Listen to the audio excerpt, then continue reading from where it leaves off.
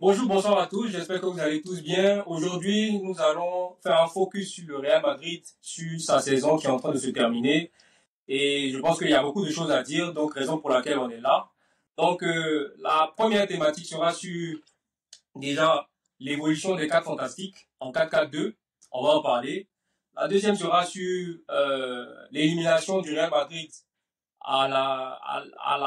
disons, au quart de finale de la Ligue des Champions face à Arsenal. Après, on fera un petit retour sur la finale disons, de la Coupe du Roi. Et ensuite, on va essayer de prédire un peu ce qui va se passer en Liga parce qu'il reste, si on calcule bien, il reste 4 matchs.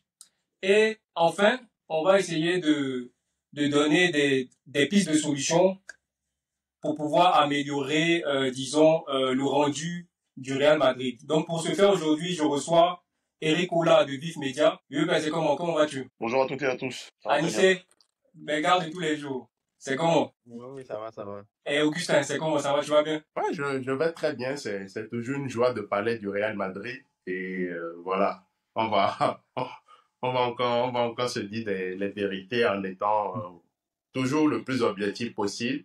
Et vous êtes maintenant habitué à Contrôle Pass, vous savez que l'objectivité, c'est notre mot d'ordre. D'accord, ok.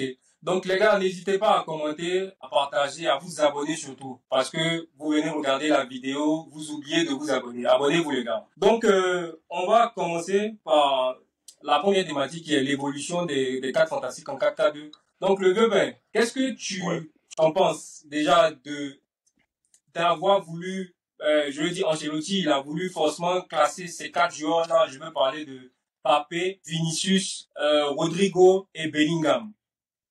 Est-ce que il y avait peut-être, disons, est-ce que c'était obligé de les classer, ces 4 joueurs-là? Donc, après, je pense qu'il y a quelque chose qu'il faut surtout pas ignorer dans ce genre de club. J'entends les grands clubs, on va dire les top clubs européens, le top 10. Ce genre de club, il y a toujours des contraintes marketing et des contraintes d'image dont il faut tenir compte. Je pense que le sportif lambda, pour ne pas dire le supporter, a tendance parfois à balayer du revers de la main cet aspect des choses. Donc, c'est très important. Vous savez que maintenant, dans les contrats des joueurs, les agents exige certaines clauses qui parfois échappent au contrôle parfois des analystes. Donc je pense que ça, c'est un élément à prendre en compte. Donc, pour répondre à ta question de façon directe, est-ce qu'il est obligé de les aligner? Si on connaît un peu l'historique en termes techniques d'Ancelotti, vous savez que c'est quelqu'un qui a réussi là où il avait beaucoup d'ego à gérer. Ancelotti est passé maître dans l'art de gérer les égos dans les vestiaires. Et donc, cette capacité, cette expertise-là, lui confère un certain crédit pour pouvoir gérer de gros égos. Donc, quand tu as 4 joueurs de cet ordre, d'abord, si on veut une petite genèse, excusez-moi si je m'étends un peu parce que c'est important parfois d'étendre des genèses pour pouvoir quand même aux gens de comprendre. Le club, je parle du Real Madrid, bien sûr, gagne l'année précédente sans numéro 9. Et donc, c'est une attaque à deux têtes mais hybride avec Rodrigo et Vinicius. L'année d'après, il y a Mbappé qui arrive. Finalement, il faut remodeler un peu l'effectif. Est-ce qu'il faut jouer en 4-4-2? Si on doit jouer en 4-4-2, cela s'entend qu'il y en a un forcément qui prendra le banc de touche. Celui qui est moins bankable. Bankable, j'entends. Celui qui a moins d'oral, mais celui qui a moins d'effet marketing. Je parle là de Rodrigo, même si en termes de talent, il y a beaucoup à dire par rapport aux 3 autres. Je pense qu'il fait partie des plus talentueux. Peut-être même le plus talentueux en termes de valeur intrinsèque. Après, Ancelotti, comme je le disais dans mon introduction tout à l'heure, est quelqu'un qui a toujours voulu gérer les égos et gérer les statuts. Et je pense que depuis le Real Madrid, il a reçu tant bien que mal. Son premier passage en 2014 l'atteste. Avec la BBC, il a su parfaitement gérer ces égos-là. Et cette année, il a droit à 4 valeurs montantes du football européen, pour ne pas dire mondial. Donc, déjà, je pense qu'Ancelotti, tout de suite, joue les fondamentaux, c'est-à-dire il préfère aligner les 4, quitte à déséquilibrer son équipe dans le secteur médian. Donc voilà, pour répondre maintenant à ta question, est-ce qu'il fait bien ou il fait mal? Je pense qu'il a fait les choix. Les choix n'ont pas été judicieux, on l'a tous vu, pour être pragmatique. Et donc, je pense qu'il aurait dû revenir à un 4-4-2 classique. Je pense que depuis le début de la saison, tous les analystes et les observateurs, quand même assez crédibles, lui, comment dirais-je, lui ont dit ça. Je pense qu'il fallait qu'il essaie de rééquilibrer un peu son équipe en faisant sauter le moins bankable, parce que je pense que c'est ce que tout le monde appelait. Après, en termes d'équilibre, est-ce que c'est Rodrigo qui devrait prendre le banc? Je ne sais pas. Donc après, je pense que quand j'ai fini de faire cette genèse-là, on comprend un peu plus pourquoi est-ce qu'il a fait jouer ces trois-là devant. Parce qu'il avait des objectifs dictés certainement par la direction. Il fallait que ces trois-là jouent. Parce que Florentino Pérez, pour lui, ça participe à ce récit, ce narratif, il a toujours nourri à travers les trois ou quatre fantastiques qu'il faut toujours avoir devant pour pallier un jeu offensif qui est assez alléchant. Voilà, parce que quand le jeu est alléchant en Espagne, pour les socios, voilà, c'est plus de vente de maillots, c'est plus de storytelling, c'est plus de marketing, c'est plus de merchandising. Donc, je pense qu'Ancelotti n'a pas eu la main libre pour jouer avec l'équipe qu'il souhaitait. Et comme c'est le profil parfait, je parle d'Ancelotti, pour gérer les égos et pour gérer les statuts, donc, a priori, je pense qu'il s'est aligné sur ce que la direction lui a demandé. Donc, je pense que d'un point de vue tactique, je ne peux pas analyser aujourd'hui parce que le résultat est là. L'équipe a évolué en 4-3-3. Ça n'a pas été une bonne solution. On a tous vu. Donc, peut-être que si tu dois reformuler ta question, c'est juste à savoir si c'est gourou ou c'est pas gouré. Après, ces derniers matchs, ils jouent en 4-4-2. C'est un peu plus équilibré, même si dans un aspect défensif, l'équipe n'arrive toujours pas à presser en bloc.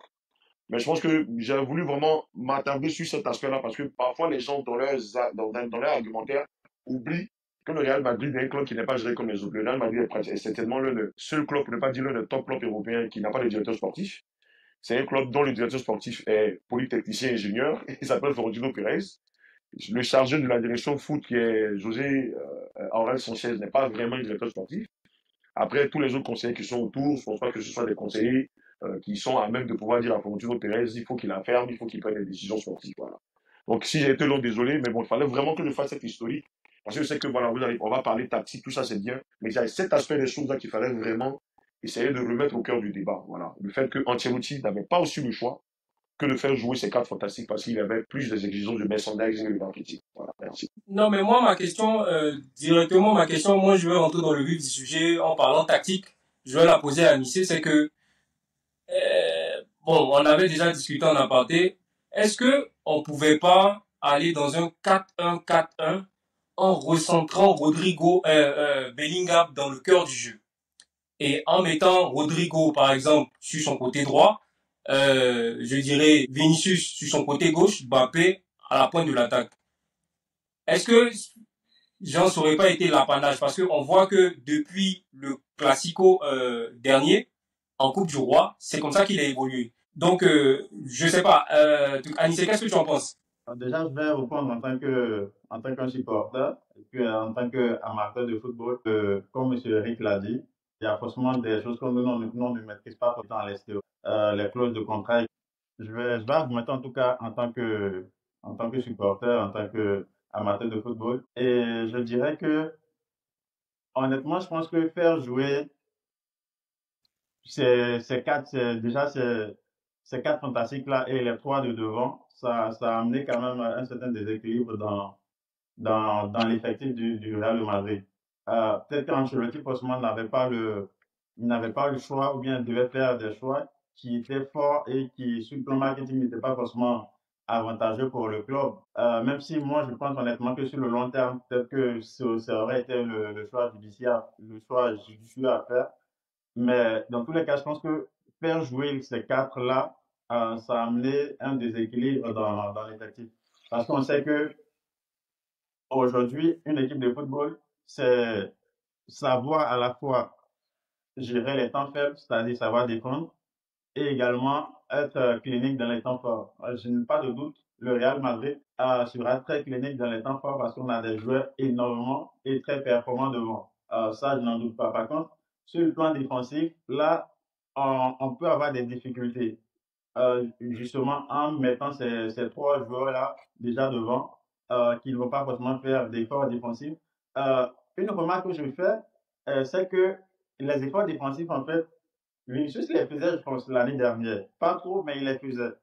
Mais par contre, cette année, je pense que la venue de Mbappé a aussi suscité des problèmes d'ego dans cet effectif-là. Et que Vinicius se faisait peut-être, voyait peut-être que. Donc, du coup, c'est Mbappé le problème. Non, mais honnêtement, hein, en fait, il faut dire les choses clairement. L'année dernière, le Real remporte la Ligue des Champions sans Mbappé. Cette année, Mbappé arrive, c'est compliqué. Non, moi, je te parle, je te donne mon avis clairement. Je ne dirais pas que c'est Mbappé le problème. Mbappé n'est pas un problème. Mbappé, c'est un joueur très talentueux et qui peut apporter énormément au Real Madrid. Mais le problème, c'est l'équilibre, en fait. C'est de trouver l'équilibre.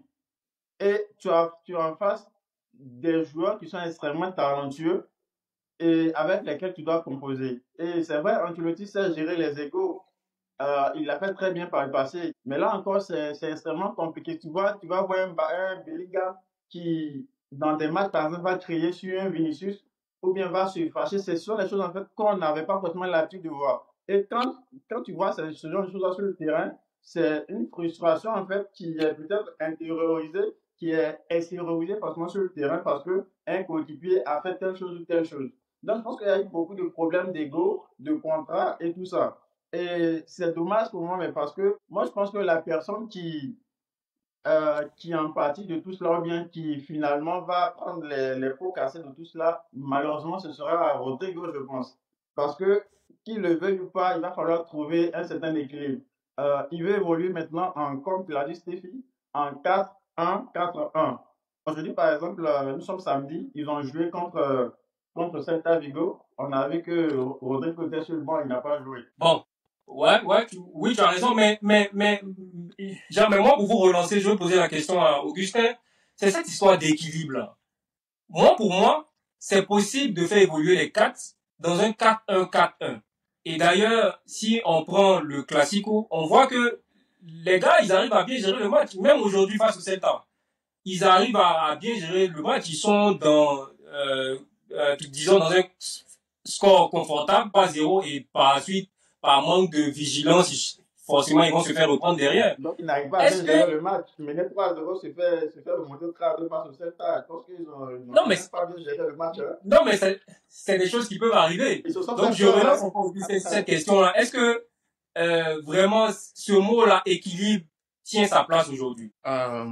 Pour réagir, pour intervenir, tout simplement. En tout cas, c'est compliqué de pouvoir intervenir après Anissé et puis le vieux père Eric parce ils ont beaucoup entré dans les détails par rapport à certains faits qui se sont déroulés au courant de cette saison.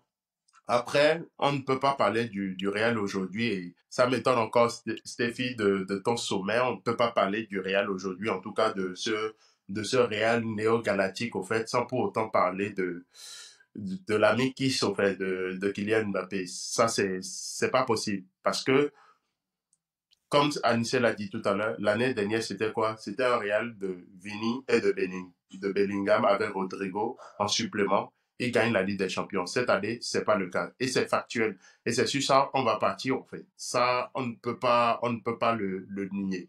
Et aujourd'hui, la question qui se pose, c'est une question d'équilibre. Quand on prend les matchs en Ligue des Champions, quand deux joueurs, Vini, comme Anissé l'a mentionné tout à l'heure, l'année dernière, c'était un joueur qui venait beaucoup aider son latéral, qui va venir descendre, que ce soit Fran Garcia ou encore Ferland Mendy, venir, en tout cas, essayer de pouvoir faire un pressing minimum d'effort. L'ailier n'est pas obligé de courir derrière un latéral, non, juste le recadrer, l'empêcher de pouvoir combiner avec l'ailier adverse et tout, et après se replacer. À l'époque, l'année dernière, la saison dernière, Vini le faisait tranquillement, sans problème et tout. Il le faisait. Et cela ne l'empêchait pas de pouvoir être décisif devant. Cette année, il y a eu un monsieur qui s'est rajouté à l'équation. Et ce qui a posé un problème d'équilibre, ce monsieur se nomme Kylian Mbappé. On ne peut pas le nier. On ne peut pas nier le fait qu'il est venu, en fait, déséquilibrer totalement cette structure que le Real avait déjà. Non, mais Augustin, tu aimes la polémique, hein? Déséquilibrer tout le Real Madrid. Donc, pour toi, aujourd'hui, l'équilibre dont dont on est en train de parler aujourd'hui, c'est à cause de Kylian Mbappé, tu penses? Oui, mais c'est le gars qui s'est rajouté. Donc, s'il n'y avait pas un problème, toi, tu viens. Et il y a un problème, on va dire que c'est directement, on va te pointer du doigt. Et en Ligue des Champions, lors des grands matchs de Ligue des Champions, quand on voit que Mbappé, il parcourt même pas, il fait 8 km de distance. Et que Vini aussi à côté fait 9 km. Donc, on demande à Bellingham et à Valverde au fait de compenser parce qu'un joueur lambda en Ligue des Champions, il doit taper entre 10 km et 11 km, voire même 12 km par match, dans les matchs à haute intensité au fait. Donc, on demande à Bellingham de compenser les 2 km restants, 2 ou 3 km restants de Kylian Mbappé. On va Non, demander mais, à Valverde de pouvoir compenser les 2 ou 3 km de Vini. Donc, tout non, cela, en fait, ça non, mais crée forcément un Augustin, déséquilibre. Augustin, je pense que pour t'apporter un peu de contradiction dans ce que tu dis, genre, je pense que quand on est au début de saison et que Ancelotti décide de genre d'aligner ces quatre fantastiques, pour moi, il y a un problème d'organisation tactique. Il passe sur un 4-4-2 plat où Bellingham est sur le côté et aussi Vinicius et Mbappé défensivement sont au cœur. Donc là déjà, on voit que Vinicius et Mbappé venir au cœur de l'attaque comme ça, les deux placés au niveau du pressing, c'est pas bon. Je veux parler des deux défensivement. Parce Donc je sais parce pas, qu'il je presse sais pas, c'est pas un à lecture du 4-4-0. Avec les hein. deux en phase défensive, c'est un 4-4-0 parce que les deux ne pressent pas. Oui, Donc oui, les c'est deux ça. sont Donc, c'est éliminés plus de une question l'équation. d'organisation tactique que de porter toute la charge du problème sur ce joueur. Je sais pas ce que monsieur Eric pense, mais est-ce qu'il peut donner, disons, son avis par rapport à ça? Mais est-ce qu'Augustin a fini son argumentaire? Bon, pas Vas-y. forcément. Pas forcément. D'accord, ok. Non, non, bon. Ce que Non, non, parce je que disais tout à l'heure, surtout par rapport à ça. Parce que quand tu as déjà deux joueurs, tu peux accepter un joueur ne pas faire le pressing. Mais quand tu en as deux, et le problème donc, que tu as expliqué tout à l'heure, le 4-4-2 à plat, c'est venu à quel moment? Pourquoi Ancelotti a changé? Ancelotti n'a pas commencé la saison comme ça. Revoyons les matchs de, de août, septembre. C'est à partir de octobre que Ancelotti adopte le 4-4-2 en phase défensive pour dire à Bellingham, toi tu te passes sur le côté gauche parce que quoi? Vini a remarqué que monsieur Kylian Mbappé ne veut pas défendre. Il a demandé tout simplement à Bellingham, toi tu prends le côté gauche, au moins tu pourras couvrir les montées du latéral adverse, les débordements du latéral adverse au fait. Ce qui fait que Bellingham il se retrouve à courir un peu partout. 70e minute, 80e minute, il est cramé. Bah, s'il a des situations de jeu par la suite, bah, il est moins lucide devant la situation, devant la surface de réparation. Et je ne veux pas monopoliser la parole plus que ça. Et le vieux père Eric pourra encore compléter ou aller dans la contradiction par rapport à moi. après, moi, ce que je peux ajouter suite à ton argument, c'est que je crois qu'il faut savoir raison garder, hein. Je pense pas qu'un joueur, aussi grand soit-il, puisse décider unilatéralement de défendre au sein d'une équipe. Je crois pas. Je pense que il y a parfois aussi un rôle qu'on a sous aux joueurs, et je trouve que c'est pas très souvent bien. On donne parfois l'impression que l'entraîneur est un omniprésent, omnipotent, qui peut tout faire.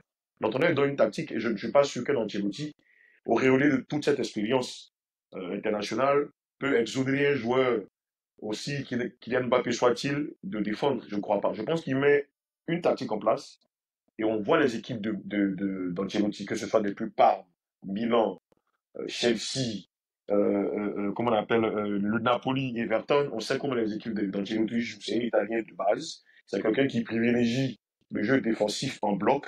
Donc, je ne crois pas qu'un joueur soit exonéré. Il a entraîné le grand nom. Donc, je ne pense pas que Kylian Mbappé peut décider unilatéralement de dire je ne défends pas. Je ne crois pas. Je crois juste que quand on prend les choses dans leur globalité, quand on voit les matchs du Real Madrid, le Real court toujours 5 km de moins que l'équipe adverse. Donc, c'est pas Kylian Mbappé qui court 5 km de moins. C'est un problème d'équilibre général. Ça veut dire que c'est vrai, même si un Kylian ou un Vinicius ne court pas, je pense que dans le pressing collectif, ils ne pressent pas bien. Et ça, c'est pas moi qui l'invente. Ancelotti le dit chaque fois après les matchs. On ne presse pas ensemble. Donc c'est vrai que même si de visu, c'est assez flagrant de voir un Mbappé qui ne défend pas, je ne pense pas que la responsabilité doit lui incomber à lui tout seul. Je pense que c'est toute l'équipe en bloc qui ne défend pas bien. Voilà. Quand on revient à l'anecdote au Wanda Metropolitano entre Bellingham et puis Vinicius, c'est symptomatique de ce que je dis là. C'est-à-dire que il perd le ballon, il se couche, il respecte contre l'arbitre et il crée des équilibres parce qu'il ne veut pas se replacer. Mais même quand il ne veut pas se replacer, j'ai regardé un peu El Chiringuito, qui est un programme qui est très très connu en Espagne. C'était pas seulement sur cette phase-là, hein, je m'arrête seulement sur cette phase-là, parce qu'elle est aussi symptomatique de tout ce que je dis. C'est vrai qu'il gueule sur Vinicius, mais il y a Mbappé qui marche à côté. Vous voyez que c'est une question d'équilibre. Parfois, quand on va presser dans une zone à deux, on a besoin d'un autre pour refermer. La dernière fois, je voyais le pressing que Olmo, Pedri et De Jong ont exercé sur Barella qui avait le ballon aux abords de la zone de réparation. C'est tout simplement génial. Et là, ils pressent ensemble. Donc, quand il y a un qui ne presse pas, pour qu'il y a un qui presse mal, qui fait semblant de presser, c'est très souvent le cas de Kylian. Là, je rejoins Augustin. C'est un problème d'équilibre. Donc, je veux dire, quand il y en a un qui ne presse pas, l'équilibre parfois aussi est un problème. Et puis, parfois, même quand le ballon n'est pas dans sa zone, je parle de Mbappé, que le ballon est parfois dans la zone médiane, vous voyez que même les autres, tu ne presses pas bien. Donc, je pense que c'est un problème d'équilibre. Il ne faut pas peut-être jeter l'anathème sur le joueur, même s'il est aussi fautif. Mais je pense que quand le Real Madrid prend un joueur comme Kylian Mbappé en début de saison, c'est pour ça que j'ai voulu vraiment qu'on discute de cette question. Parce qu'il y a beaucoup de choses à dire autour de cette question. On ne peut pas être focus sur un élément en occulter un autre. Je pense que quand Mbappé doit venir au Real Madrid, je ne pense pas, je ne pense pas qu'Ancelotti est consulté. Et je ne pense pas aussi qu'il y ait un entraîneur qui dira non à la venue de Kylian Mbappé. Vous voyez un peu? Donc en fait, il y a, c'est un cadeau empoisonné, le mot sera fort, mais c'est en fait, tu prends un joueur avec ses qualités et ses défauts. Tu sais très bien que quand tu prends Mbappé, tu sais très bien que tu vas gagner offensivement, tu sais que défensivement, tu vas perdre. Mais aucun entraîneur va refuser de le prendre, donc on le prend. Après, il faut qu'il respecte la consigne sur le terrain. Luis Enrique disait la saison dernière, je suis quasiment sûr qu'on aura une équipe plus équilibrée, plus viable, d'un point de vue offensif que défensif, sans Mbappé. Il a dit, et cette année, le résultat, là, on voit quand Paris joue. Donc je pense que tout le monde est un peu fautif. Les joueurs qui, à mon sens, ont lâché Ancelotti depuis la trêve estivale. Je pense que le discours ne passe plus en vestiaire. Ça, je ne suis pas le seul à le dire. Tous les consultants le disent. Je pense que son vestiaire l'a lâché.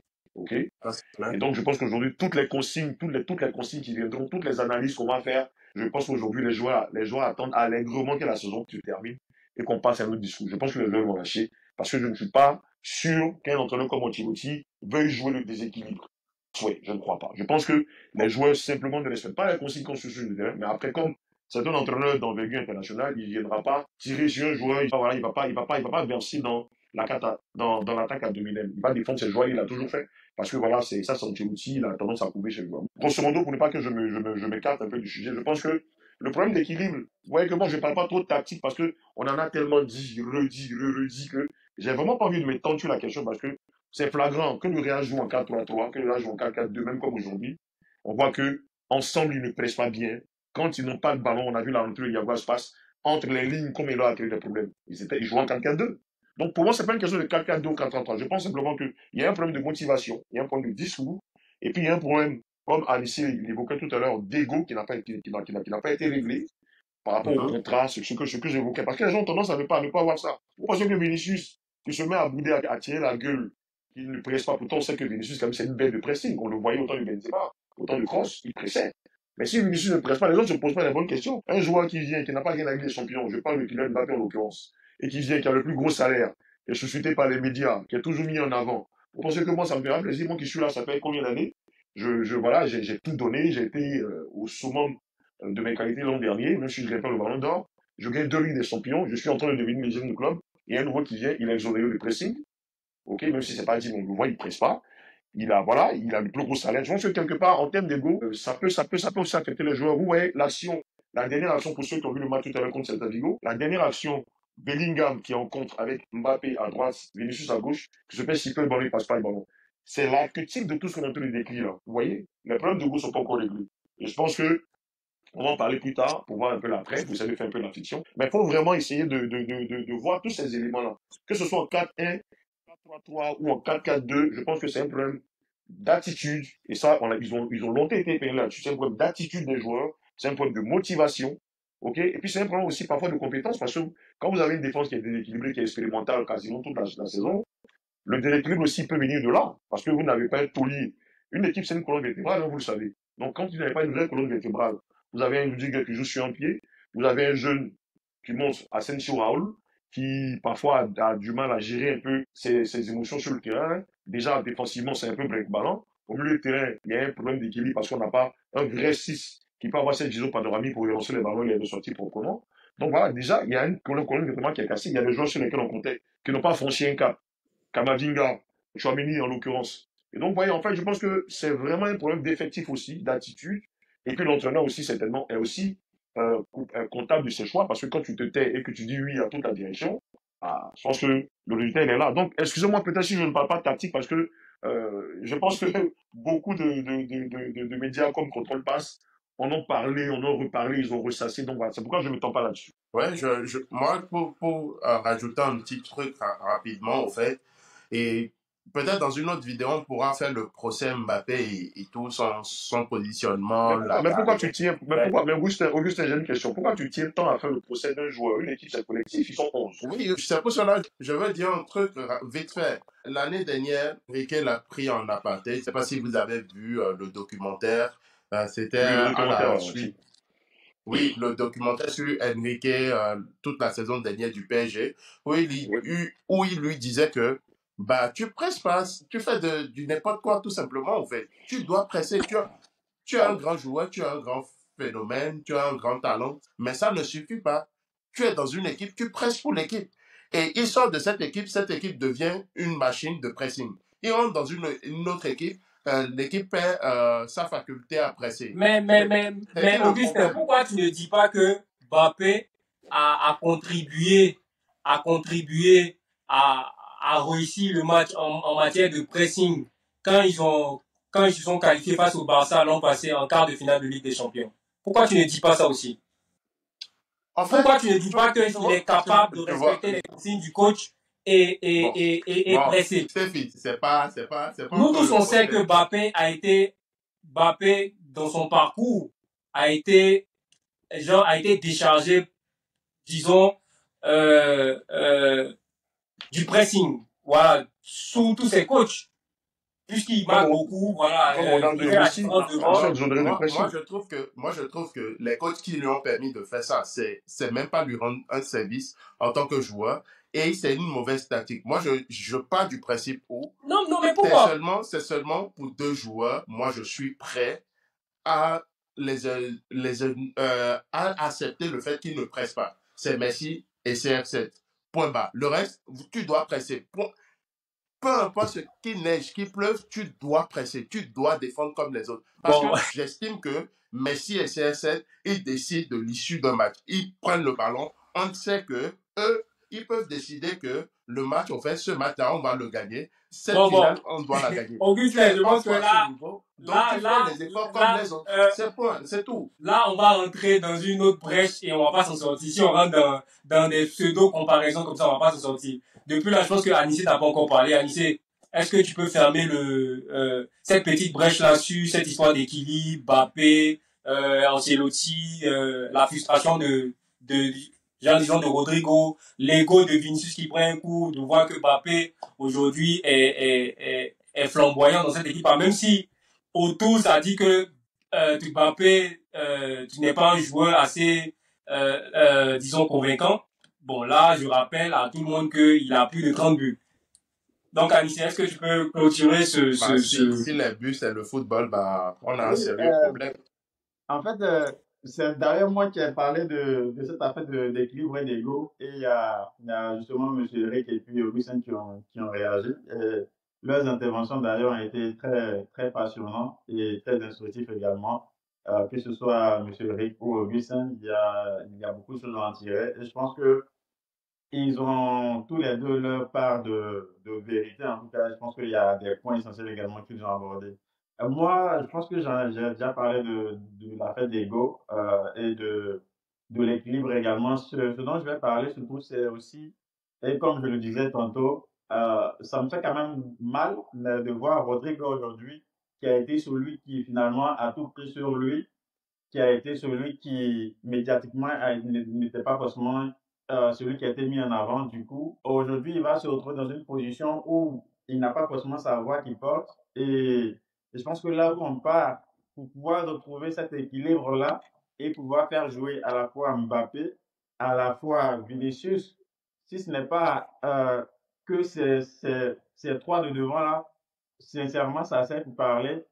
Parce que euh, si tu regardes réellement le match du Real de Madrid, tu vas voir que tu vas voir un Vinicius qui a la possibilité de donner le ballon à un Mbappé, mais qui va tout faire pour pouvoir peut-être perdre le ballon et après faire genre il a voulu donner mais il n'a pas pu.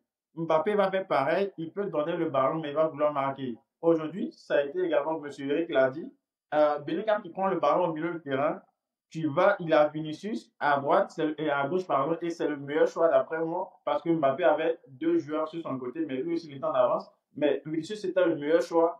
Bellingham attend jusqu'au dernier moment pour pouvoir faire la passe et quelqu'un vient récupérer le ballon derrière lui. Alors que je pense que l'année dernière, même avec seulement deux contrôles, on sait que Vinicius, tu mets le ballon, il est très rapide. Il n'a pas besoin que tu lui apportes en fait le ballon dans ses pieds. Mets juste le ballon devant, il va faire la pousse à lui chercher. Ça, Bellingham, normalement, est censé le savoir et il le sait. Donc, je pense que l'année dernière, Bellingham aurait juste poussé le ballon une fois, deux fois, il aurait mis à Vinicius. Mais cette année, il ne l'a pas fait. Et je pense aussi Non, parce que Bellingham, tu as une équipe qui est il est, déséquilibrée, tu as... Bellingham également, il est dans une situation où je pense qu'il a aussi, lui, parce que cette année, il n'est pas forcément en vue comme l'année dernière. Donc, il a aussi, lui, besoin aussi de se mettre en confiance, lui aussi besoin de marquer des buts, d'asseoir aussi son leadership. Il y a une baisse de confiance un peu de la part de Bellingham, qui doit retrouver cette confiance. Une baisse de confiance aussi un peu de la part de Vinicius. Vinicius, on a vu sur les derniers matchs, il est à fond dans ses dribbles. On sent que c'est quelqu'un, je sais pas si c'est peut-être un problème de contrat, il veut prolonger, mais en tout cas, il est là, quoi, il fonce, il donne. C'est vrai que sur le pressing, ce n'est pas ça, mais on sent que il veut faire il se donne, il fait ce qu'il a à faire. C'est vrai que tu le disais tout de suite, Stéphane, Mbappé a marqué plus de 30 buts, et ça, je n'en disconviens pas. C'est ok, mais par contre, ces 30 buts-là, aujourd'hui, nous amènent où? C'est ça le réel problème. Oui, je suis d'accord que tu mets 30 buts. Je suis d'accord que tu mets 60 buts. Mais si après, le fait que aussi tu dois exempter ou bien que tu ne fasses pas ces deux efforts, que tu mets 3 quand on en prend 4 derrière, finalement, on est éliminé de la Ligue des Champions. Finalement, la Ligue, on est parti pour la perdre. On a été éliminé en Coupe du Roi. Finalement, cette 30 buts là, bon, oui, tu les as marqués. Ce sera pour ton palmarès, un exploit personnel. On va dire que tu es plus Titi, on va dire que tu es soulier d'or, on va dire dans ta carrière, tu as marqué 1000 buts. Mais finalement, ça n'apporte rien à l'équipe, en fait, je veux dire. Donc, je pense que le football, c'est d'abord un jeu collectif. C'est vrai, Mbappé, on attend de lui sur le plan offensif. Mais je pense aussi que, comme Augustin l'a dit, si tu es au PSG, il y a quand même des soucis. Ton entraîneur dit que ton départ va faire en sorte que on puisse retrouver un certain équilibre. Tu pars, on retrouve également cet équilibre-là. Tu viens au Real, les problèmes qui étaient dans ton ancien club, en tout cas, il y a les prémices, on les retrouve ici. Je pense que il y a aussi une prise de conscience personnelle aussi qu'il doit faire. Et puis sur le plan, je pense qu'elle est déjà venue au début. Il y a eu un effort physique qui a été fait parce qu'il n'était pas physiquement bon. Je pense que il doit encore peut-être accepter aussi qu'il n'est pas encore arrivé à un stade où il peut juste marcher sur le terrain, attendre qu'on lui mette le ballon et puis marquer et qu'on attende juste de lui de marquer 30 buts sur 50 buts pour qu'on dise que voilà, il a réussi son match. Je pense aussi qu'il doit aussi aider l'équipe. Et il y a un problème également, pour terminer en tout cas, Monsieur Eric le disait, le pressing en tout cas c'est collectif. Et ça, je suis tout à fait d'accord. Le pressing c'est collectif, mais c'est les deux de devant qui donnent d'abord le top, qui donnent d'abord en tout cas le top pour que les autres suivent. Si ils pressent, le milieu va suivre également. Mais Mbappé fait semblant de presser. Et ça, c'est de la tricherie. Et quand moi je vois ça, dans le football, moi, ça m'énerve. Parce que il fait semblant de presser, en fait. Il va essayer de courir un peu, il va arriver devant le joueur, il va sauter, puis il va s'arrêter. Et ça, c'est flagrant. On le voit. Il ne fait même pas l'effort, en fait, de pouvoir, d'empêcher le joueur, mais c'est de la tricherie. À force de le faire, ça contamine aussi ceux qui sont à côté de lui. Et encore une fois, moi, je suis peiné, en tout cas, pour Rodrigo, mais je pense que c'est lui qui va finalement être mis sur le carreau, peut-être même quitter le club, pourquoi pas. D'accord, ok. Bon, je pense que si on veut polariser le débat sur j'en suis Mbappé, on va pas sortir, disons, de cet échange-là. Bon, je pense qu'on va progresser un peu dans notre échange. Là, on a parlé d'équilibre et tout ça. Et là, maintenant, on va arriver sur les matchs qui ont fait qu'on a ce débat aujourd'hui. Parce que je pense que est-ce que si le Real avait gagné face à Arsenal, avait gagné face au Barça, est-ce qu'on aurait ce débat-là? Peut-être oui, mais pas avec la même teneur. J'aimerais revenir sur le match d'Arsenal. Qu'est-ce que vous avez pensé?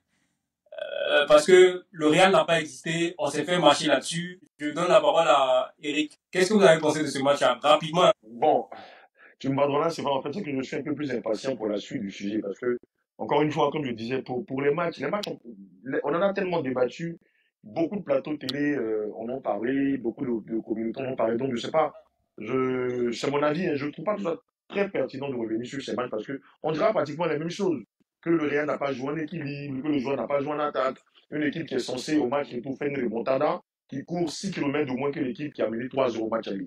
Qu'est-ce que tu veux qu'on dise de plus? Je pense que tout a déjà été dit.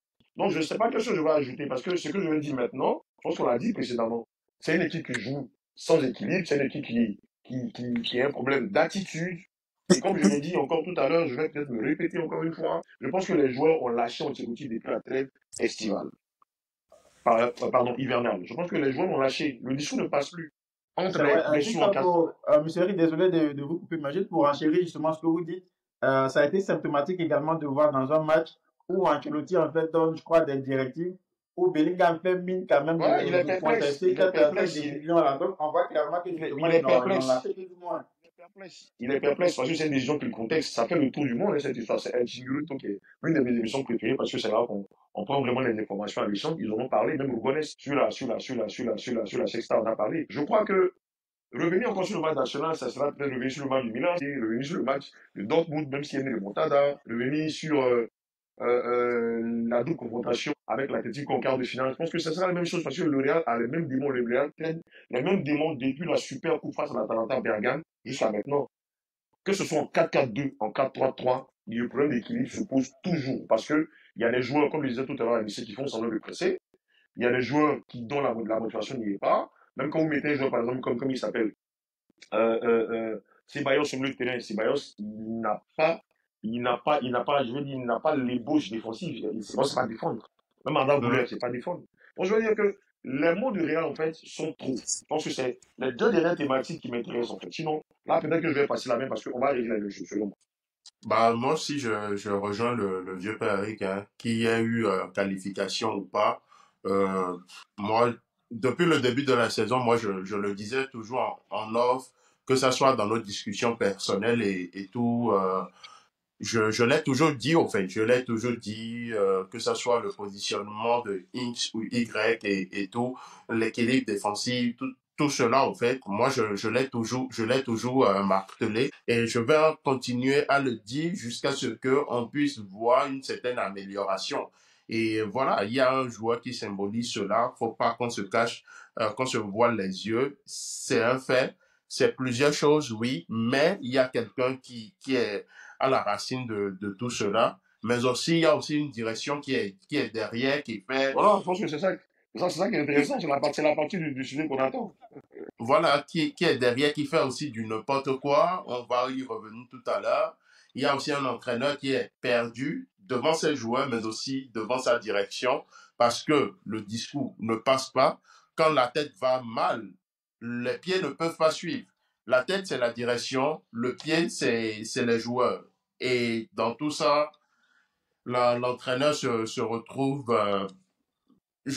en fait, Ancelotti, c'est un grand entraîneur. C'est quelqu'un qui a gagné plusieurs fois un peu partout et tout. Et il a gagné même au Real Madrid et tout. Et voilà, se retrouver dans cette situation, il a géré des égos bien meilleurs, bien supérieurs à cela, bien supérieurs à celui de Mbappé. CR7, il est trop clivant dans un vestiaire. C'est un ego plus par rapport à un Kylian Mbappé. Benzema, c'est un ego plus par rapport à un Vini. Rodrigo, c'est un ego plus dimensionné. Bale, c'est un ego plus dimensionné que celui de Rodrigo. Augustin, Donc, tu vois, je sais que tu as un avis tranché sur Mbappé, je le sais. Ça, je le voilà. sais. Mais bon, on va pas encore une fois de plus polariser le débat. Ma question tout à l'heure, vous la trouvez peut-être pas pertinente, on va avancer. Non, pas qu'elle n'est pas pertinente, mais je pense qu'elle s'inscrit un peu dans la continuité de la première, en fait. Ok, il n'y a pas de souci. Donc, on va aller directement sur le match là qui a fait couler beaucoup d'encre, notamment celui disons, face à Barcelone, à la Coupe du Roi, à la finale de la Coupe du Roi. La stratégie de Pérez. Vous, qu'est-ce que vous avez pensé? Bon, Tu veux parler de sa stratégie avec quelle stratégie concrètement? Oui, oui, la stratégie sur stratégie d'avant-match.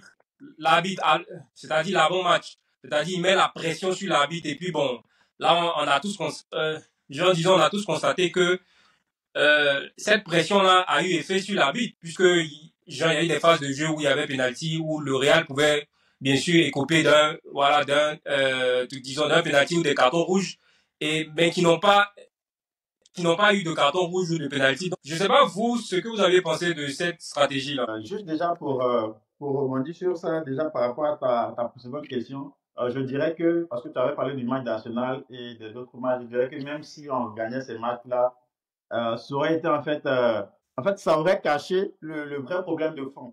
Donc, je pense que déjà, c'est très bien que le Real ait perdu ces matchs-là et même se fasse humilier par le Barça pour que finalement la direction, en fait, puisse quand même prendre du recul et comprendre qu'il y a beaucoup de choses à faire et il y a une refondation à faire. Parce que ce sont les bases, justement, qu'on doit revoir. On aurait gagné contre Arsenal, on aurait traîné encore ce problème-là. Parce que ce problème-là, ça fait longtemps qu'on le traîne. Depuis qu'on perd certains joueurs importants, on n'a pas forcément pris le temps. On peut acheter des joueurs qui sont peut-être talentueux, chers, mais on ne prend pas forcément le temps de construire vraiment sur de bonnes bases. Après, pour revenir à ta dernière question, moi, je pense honnêtement, hein, et je vais parler en tant que supporter, et puis supporter du Real Madrid, et je pense que ça témoigne aussi de la faiblesse aujourd'hui, en tout cas de la faiblesse aujourd'hui du Real de Madrid. Et je pense que un Real de Madrid en 2017, 2020, 2022, on n'avait pas forcément besoin de mettre une pression sur l'arbitre. Parce qu'on sait qu'on a des individualités, peu importe ce que l'arbitre fera, on arrivera à mettre nos 4, nos 5. Donc je pense que ça témoigne aussi de la situation dans laquelle le Real se trouve aujourd'hui. Après, quand je prends du recul, je me dis, c'est un match de football. Euh, dans un match de football, après aussi, c'est une institution. Un match de football également, c'est une organisation. Je pense que il y a des chartes, il y a des règles. Et je pense que ils ont su également jouer sur cette ligne-là, tout en n'allant pas trop loin pour ne pas se faire, sanctionner, mais en jouant également sur ce code-là, parce qu'ils se sont dit, c'est un match de football. On met toutes les chances de notre côté pour pouvoir le remporter. Moi, je ne cautionne pas cela, mais je me dis, sur le terrain, on met la pression sur l'arbitre, hein. Sur le terrain, les joueurs mettent la pression sur l'arbitre, les entraîneurs mettent la pression sur l'arbitre. Euh, Même en dehors du terrain, les supporters, les gens mettent la pression sur l'arbitre. Ils l'ont fait, c'est une institution pour le football. Quand on aime voir, est-ce que c'était forcément la bonne stratégie, surtout qu'on est le Real Madrid? Je ne pense pas. Après, ils ont su bien le faire. Ils l'ont fait de sorte à ne pas aller trop loin pour ne pas se faire sanctionner. Quand même assez loin pour pouvoir justement déstabiliser l'arbitre. On l'a vu d'ailleurs durant le match. Donc, pour le Real de Madrid et pour un tel grand club, je pense qu'on n'en a pas forcément besoin. Je pense qu'on n'en a pas forcément besoin, mais voilà, ça s'est fait. Malheureusement, on n'a pas pu remporter le match. Par contre, je pense que sur cette rencontre-là face au Barça, hormis l'arbitre, je pense quand même qu'il y a aussi des enseignements à tirer, surtout sur la deuxième période du Real de Madrid. Et surtout face On au... va en revenir, on va en revenir. Déjà, on parle de la stratégie d'abord et on La revient. stratégie, c'est ça, c'est mon point de vue. Eric, Bon, sur ce sujet, moi, j'ai beaucoup à dire. Euh, D'abord, je pense que pour s'inscrire dans la continuité de ce que Anissé vient de dire, je pense que quand un club part un peu dans tous les sens, pond des communiqués à un point de finir avant un tel match, une finale de Coupe du Roi en l'occurrence face au grand rival, c'est quelque part aussi parce que on sait qu'en termes de forces réunies, on sait que le Barça est mieux nanti et c'est parce qu'on sait que le Barça est dans une phase très ascendante psychologiquement parce qu'elle a gagné les deux précédents classicos avec des scores assez larges et puis le Barça dégage une certaine confiance et puis voilà. Donc je pense que quand on a dit ça, on n'a pas tout dit. Quand on a dit ça, on n'a pas tout dit. Donc oui, le supporter du Real Madrid dira que oui, c'est vrai, c'est un peu excessif, le Real n'aurait pas dû la preuve. La presse internationale ne s'est pas privé d'affubler le Real Madrid de tous les noms d'oiseaux. Parce que vous savez que, comme on dit toujours, le succès vient avec la haine, le succès vient avec la détestation. Quand une équipe est habitué à donner le seul, bon, c'est le terme parisien, habitué à donner la détresse sur le chagrin aux adversaires, bien sûr, ça suscite de la jalousie, ça suscite une forme d'aigreur, et ça, je comprends. Parce que, concernant cet épisode de la Coupe du Roi, j'ai vu un peu la presse internationale s'emballer, aller dans tous les sens, sans toutefois essayer d'interroger l'antériorité et l'historique de cette histoire. Si on n'est pas capable aujourd'hui de dire que l'arbitrage espagnol est un problème, c'est qu'on n'a rien compris de l'écosystème du football espagnol. Et ça, moi, je l'ai observé avec une double casquette, en tant que supporter du Real Madrid aussi, en tant que journaliste. Je pense que les gens n'ont pas situé le contexte, encore une fois, parce que les gens ont la détestation du Real. Je ne suis pas en train de jouer les victimes, mais c'est un fait.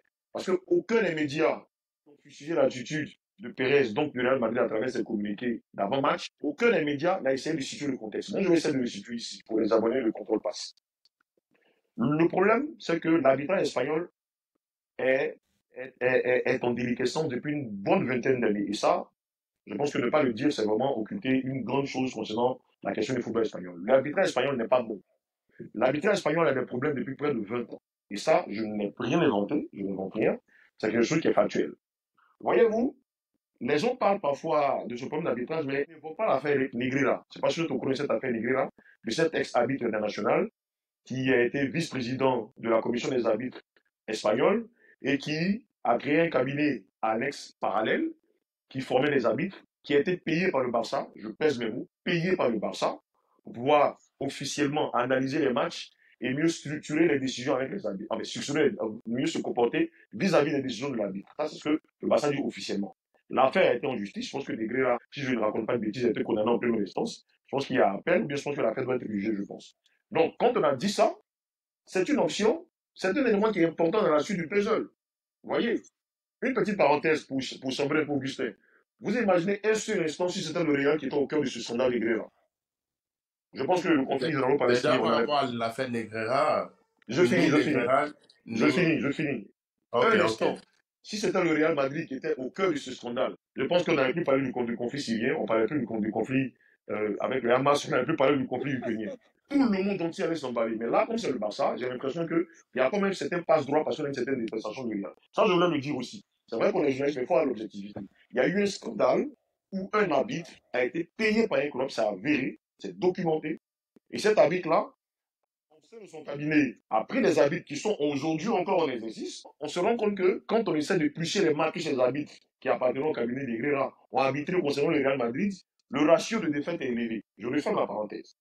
Donc je veux dire que quand on a ce contexte-là, on peut maintenant mieux évaluer ce qui s'est passé à la veille de la finale de la Coupe du Roi. Encore une fois, même si je conviens que le Real aussi a usé de ce levier parce que le Real sait qu'il est en grande difficulté. Donc ça, je voulais vraiment signifier cela. Donc, quand on a un arbitrage espagnol qui est sous l'effet du scandale Negreira et le Real Madrid se sent floué, il faut restituer aussi le contexte dans son historicité. Vous savez, il y a un grand arbitre espagnol qui s'appelle Eduardo Iturralde, qui est à la retraite aujourd'hui, qui est consultant. C'est un grand arbitre. Lui, en tout cas, ses décisions font force opinion. Il est connu, vous pouvez vérifier, Eduardo Iturralde. Il est consultant pour pratiquement toutes les télévisions reconnues en Espagne quand il y a des décisions litigieuses d'arbitrage. Iturralde, il est à la retraite aujourd'hui. Iturralde dit dans une de ses déclarations que, à son époque, 90, début 2000, la majorité des arbitres étaient plus ou moins influencés par le Real Madrid. Je situe le contexte. Vous ne voulez pas qu'on dise que tu es supporter, tu ne dis pas tout. Je dis tout. Et Tourelle dit que ce soit fin des années 80, début toute la décennie 90, les arbitres étaient plus ou moins sous influence du Real Madrid. C'est-à-dire que c'est des arbitres qui avaient parfois un penchant dans leur façon de siffler pour le Real Madrid. C'est Tourelle lui qui le dit, parce que c'est son époque. Il dit que la tendance s'est inversée au début des années 2000. C'est-à-dire que c'était maintenant du 50-50. Il y a 50 qui venaient, qui sifflaient favorablement pour le Barça et à 50, il sifflait favorablement pour le Real. La tendance est équilibrée. Et donc, c'est dans cet équilibre des années 2000 là qu'on a commencé à voir toutes ces petites décisions litigieuses. Et comme le Real Madrid, par rapport à cette hégémonie, n'a jamais réagi là-dessus, le Real Madrid s'est dit, bon, puisque là maintenant, on a l'impression que les décisions arbitrales ne tournent pas forcément en notre faveur, d'autres clubs aussi se sont plaints, on dit non. On remarque que le Barça aussi commence à avoir beaucoup de décisions litigieuses. Et donc, c'est sous fond effectivement de ce scandale Negreira là qu'on arrive à la finale de la Coupe du Roi. Donc, premier élément qu'il faut ici déterminer, c'est que l'arbitrage espagnol a un problème. La preuve, vous voyez que sur les dernières compétitions européennes ou les compétitions des Coupes du Monde, il y a une vraie sous-représentativité des arbitres espagnols. Et cela est dû à ça parce que la FIFA, dans ses rapports ponctuels trouvent que l'arbitrage espagnol a un problème, que ce soit en termes de décision, en termes de gestion du stress. Beaucoup d'arbitres espagnols sont chaque fois déboutés dans la liste des arbitres qui doivent couvrir euh, euh, euh, euh, euh, les grandes compétitions. Et donc, c'est sous fond de ce scandale réglé là qu'on arrive à la finale de la Coupe du Roi. Le Real Madrid se sentant floué par rapport à beaucoup de décisions, et ça, je ne vais pas refaire l'histoire. Je pense que Villarreal, Valence, Vigo, tous les autres clubs se sont plaints, Bilbao aussi s'est plaint, des décisions d'arbitrage de certain nombre d'arbitres que l'UEFA et la FIFA a jugé parfois incompétents pour régler les matchs. Je vais revenir là-dessus tout à l'heure. Et donc, comme le Real se sent floué, Real Madrid TV, qui est la télévision officielle, institutionnelle du club, avant chaque match, fait des vidéos de 3 minutes sur les arbitres, les potentiels arbitres qui vont arbitrer le Real Madrid. Est-ce que c'est une bonne décision? Si vous voulez mon avis, je trouve que non. Parce que les arbitres ont déjà la pression, je les trouve déjà incompétents.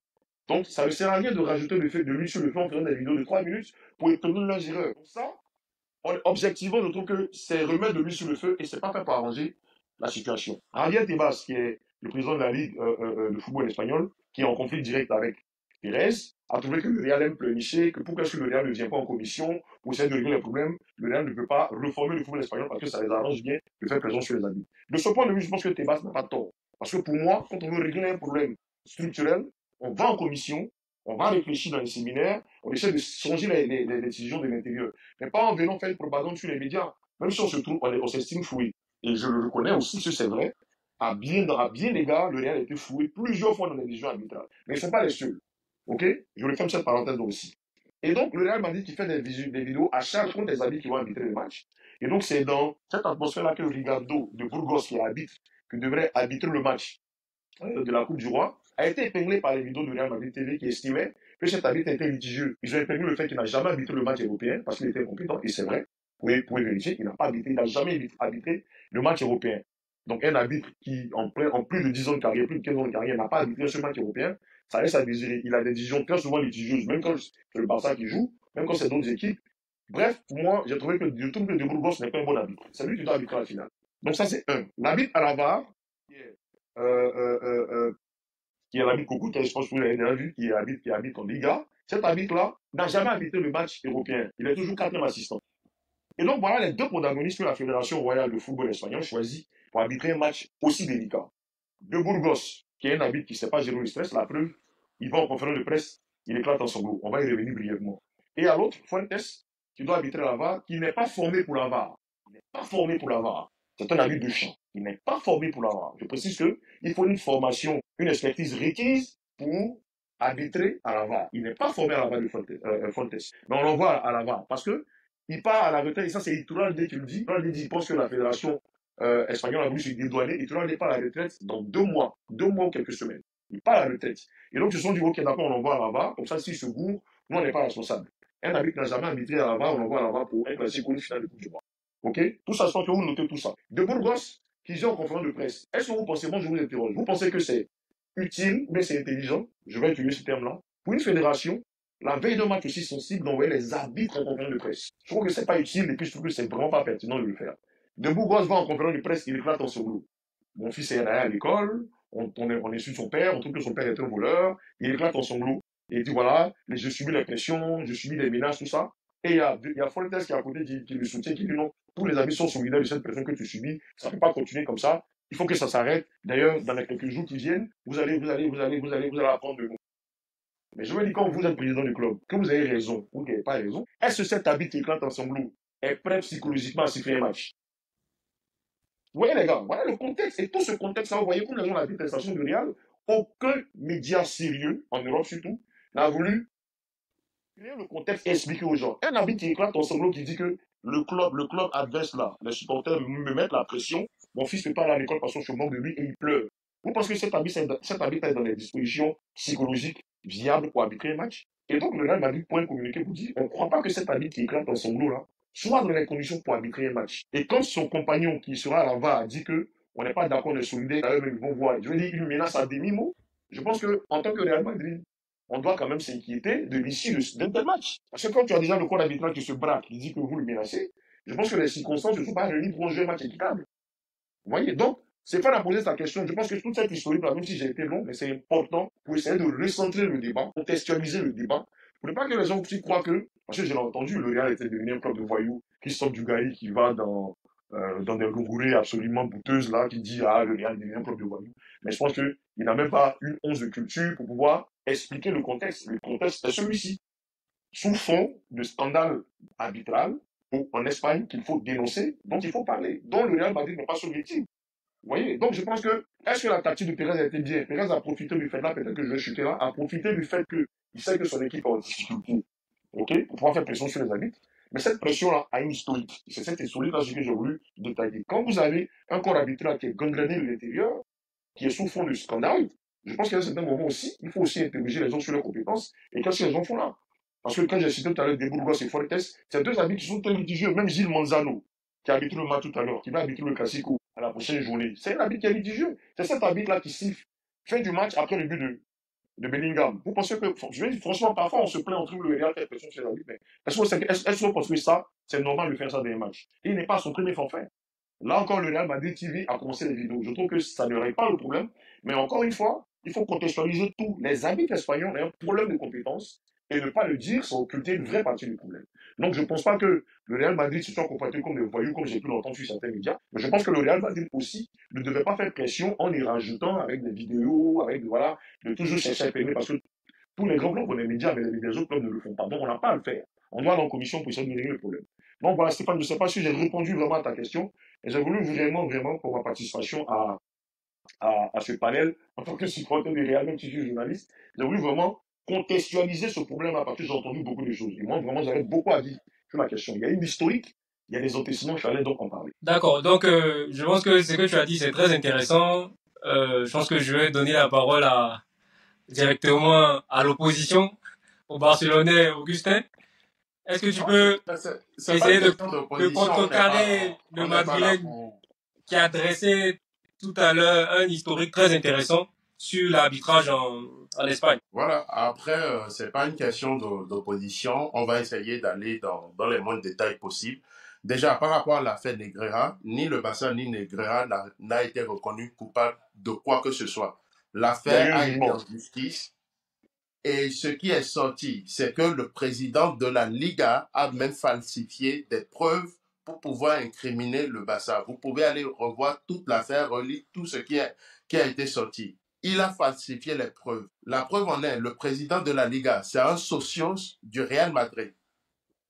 C'est un socios du Real Madrid. Je répète encore, c'est un socios du Real Madrid. Auguste, avant que tu continues, moi je te pose une question. Avant que tu continues, excuse, j'ai pas l'habitude d'interrompre, mais moi je te pose une question. Oui. Est-ce qu'une seule seconde tu imagines si c'était le Real Madrid qui était au cœur de ce son? Au cœur de quel scandale? Il n'y a pas de scandale. Mais il y a un scandale. Il y a un scandale. Parce que je sais qu'au début, la Porta a dit que le Barça n'était impliqué ni de près ni de loin. Après, il a été prouvé que le Barça l'avait payé. Au départ, il a dit que le Barça n'avait pas payé. Ni de près ni de loin par rapport au scandale dans lequel on veut mettre le Barça. Comme quoi on paye les arbitres. Non. Le Barça a payé Negreira pour analyser les matchs, oui ou non? Ce que tous les clubs espagnols font. Tous les clubs espagnols. Et même maintenant, les clubs en Angleterre, en France, le font également. Qu'est-ce qu'ils font? Le Barça a payé Negreira pour analyser les matchs, oui ou non? Parce qu'au départ, laisse-moi terminer au moins. Tu as parlé tout à l'heure. La Porte a dit que c'était faux. Laisse-moi te jouer quand tu réponds à cette question. La Porte a dit que c'était faux. Je te réponds. Tout simplement.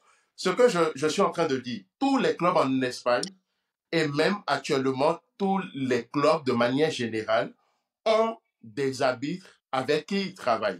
C'est-à-dire, ces arbitres sont censés leur faire un rapport. Encore en activité. Tous les joueurs, je termine, pour que tous les joueurs sachent bien se comporter en match par rapport à telle décision, pourquoi l'arbitre plutôt a pris telle décision ou telle autre décision. Et c'est dans ce cas que le Barça a engagé Negreira. Et c'est sur ça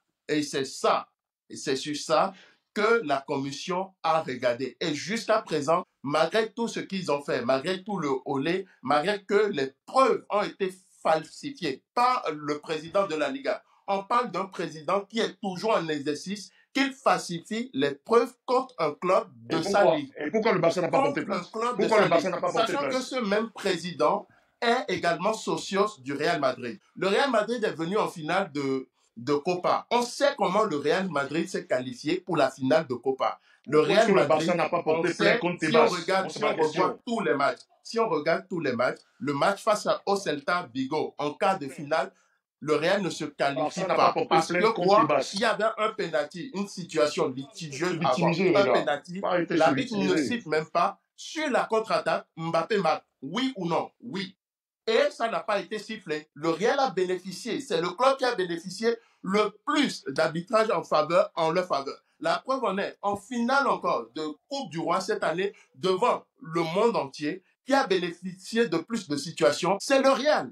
Un penalty, Augustin, un c'est de la carton rouge, un victimisation ce second que tu fais. Tu penalty, réponds pas aux un questions. autre carton rouge. Pourquoi Ça est-ce fait que 4 le Barça n'a pas situations. porté plainte contre Là, Tebas? je Tu cite réponds de pas à la tête. question. Dans les insinuations, moi je te parle de faits. Pourquoi est-ce que le Barça, parce que là tu parles de Tebas, le Tebas dont je parlais tout à l'heure, j'ai dit que Tebas est en conflit ouvert avec Pérez, bien qu'il soit social, je te l'accorde. Mais il est en conflit direct Tebas, avec c'est un Pérez. socio. Non, c'est un Ok, non mais socio. j'ai jamais dit C'est le un contraire. Mais socio. pourquoi est-ce que Et il tu y as a parlé aussi Tebas? de Gilles Manzano tout à l'heure. Gilles Manzano tout à l'heure. Gilles Manzano, c'est l'arbitre qui vient arbitrer un match avec un sac avec le logo du Real Madrid. Tu vas me dire que ce n'est pas un supporter du Real Madrid. Gilles Manzano qui a des décisions les plus litigieuses concernant le Real Madrid et de Burgos qui a la coque du téléphone à l'effigie de Messi. Qu'est-ce que tu en dis? Déjà, cette image, elle a été trafiquée. Ce que vous ne savez Ah pas, ouais, ce que tu ne sais pas, cette Bon, image. Ok, je termine là-dessus. s'il vous plaît, s'il vous plaît. Parce que S'il vous plaît, Augustin, vous parlez de Florent. Augustin, écoute-moi, je vais On terminer. parle pas avec passion, faut parler avec des faits. Augustin, tu vas terminer. Augustin, tu vas terminer. Je t'ai donné les faits tout à l'heure. Augustin, tu vas terminer. Écoute-moi, Augustin. Je te parle Augustin, écoute-moi, Augustin. Même en Liga, Augustin, écoute-moi. l'équipe qui a le plus bénéficié. L'équipe qui a le plus c'est le Real Madrid. C'est pas une question Augustin, écoute-moi, tu vas continuer. Augustin. Quelles sont tes sources? Quelles sont tes sources? Quels sont tes éléments? Quelles sont tes statistiques? Augustin, écoute-moi, tu vas continuer. Quelles sont tes stats? Non, parce que le Barça, ils aiment bien ça. Quelles sont tes stats? Non, mais déjà. L'arbitre n'a pas sifflé. Quelles sont tes stats? Si tu veux, on refait les matchs depuis le début. Non, c'est pas. On refait On refait pas les matchs. Ça, c'est les choses du gré. Moi, je te parle des statistiques. Les statistiques, Non. c'est plus Mais tu m'as dit Écoutez-moi, que je s'il vous donnais plaît. les stats. S'il vous plaît, s'il vous plaît. S'il vous plaît. Je te S'il vous donne plaît. les faits de jeu. Parce que je S'il suis vous plaît. sûr de ce que je dis. Je suis sûr de Quel ce sûr que je qui n'est pas dis. Et de ce que n'a pas de j'avance. statistiques. Et je sais Tu parles de que Manzano. le Real, s'il y a un club, s'il y a un club cette année qui a bénéficié de l'arbitrage. Et là, on l'a vu en Mundo S'il vous Vision, plaît. lors de la finale, au fait, tout le monde est d'accord pour dire que le Un seul Real a match. bénéficié Un seul match. de l'arbitrage. Et pourtant, le Real a perdu. Et pourtant, ils ont perdu la finalité. Augustin, Ils ont fait s'il les vous plaît. et tout à gauche, à droite. S'il vous plaît. Lancer des Est-ce que trucs je sur peux l'arbitrage. reprendre le lead Oui. sur cet échange, s'il vous plaît? S'il vous plaît. Je pense que si on veut rentrer dans cet engrenage-là, on va pas sortir. C'est un engrenage de passion. Moi, je veux les laissez même stats. pas terminer mon Je veux argument. les stats. Dans le journalisme, c'est les Non, stats. non, Je veux les non, stats. non. Parce qu'il ne faut pas aller sur Je l'émotion. te sur les présente les matchs. Je veux faits. les Je te stats. présente les Tu faits. parles de quel fait? Tu parles de faire du match. Et Les j'ai faits donné du match, c'est pas les stats. déjà. C'est pas les stats qui fait le match. En fait, tout simplement. Je te fais une historique, Augustin. Je sais que tu es supporter. Donne-moi Je te un match. comprends. Donne-moi un Non, match cette je saison te fais où une il y a historique. eu une situation qui ne devrait pas être en faveur du Barça et le Barça. Je te réponds. Je peux te répondre. Je peux te répondre. Oui. Ok, je te réponds. Dans le journalisme, là, on ne parle pas sur des faits émotionnels ou des faits secondaires du fait de match. On parle sur les stats. Moi, je t'ai fait une historique, et dans mon historicité, j'ai été objectif. Je te dis que même dans les années 90, le Real aussi a bénéficié de la largesse des arbitres. J'ai contextualisé l'historique. Même jusqu'à Laisse-moi présent, finir de parler. Le problème avec bénéficie de la largesse des arbitres. le problème avec vous, les Catalans, le problème avec vous, les Catalans, c'est pas une question de clubisme, en fait. C'est pas une question le problème avec vous, les Catalans, c'est que j'ai comme l'impression que les supporters du Real. heureusement, c'est une impression. Non. Heureusement, c'est une impression, c'est pas les faits. Regardez la vérité, la réalité en face. C'est tout. Je peux finir? Moi, tu me parles de statistiques. Je peux finir, tu vas poser une question, tu Et réponds. je te dis, viens, on va aller faire les matchs pas à pas. Et on va C'est dire, mon tu me travail. donnes juste un match où le Barça a bénéficié S'il vous plaît, de s'il la vous plaît, victoire. est-ce que, C'est tout. Je s'il vous Cette plaît, saison. s'il vous C'est plaît. ce que moi je demande. Je savais, Où le je Barça savais a que ça allait finir bénéficié sur de la défensive, l'arbitrage. Stéphane, je savais. Regardez, s'il vous plaît. Ils sont comme ça, je reconnais. On est rentré sur un problème d'arbitrage. Je supporte le Moi, Real Madrid depuis 95. Je connais le Barcelone, ils sont comme ça. Je savais. Ils sont comme ça. Écoutez, Depuis 95, je les connais, ils sont comme ça. Ils sont comme ça. écoutez, Depuis est-ce on qu'on est peut là, on est progresser? là, on parle Est-ce en qu'on termes peut d'argument. progresser, On parle s'il en vous termes plaît? d'argument. Tu me dis les statistiques. Viens, on refait les matchs. Non, mais non, on dit non. Parce que tu sais bien, tu sais consciemment que si on refait match après match, tu verras que le Real, ils ont tellement bénéficié de l'arbitrage cette saison. On nous parle, ne serait-ce que le cas de finale en Ligue des Champions. Ligue des Champions. On nous dit double contact. À quel moment Alvarez touche le ballon de double contact et en 10 secondes, on prend cette décision-là. Augustin.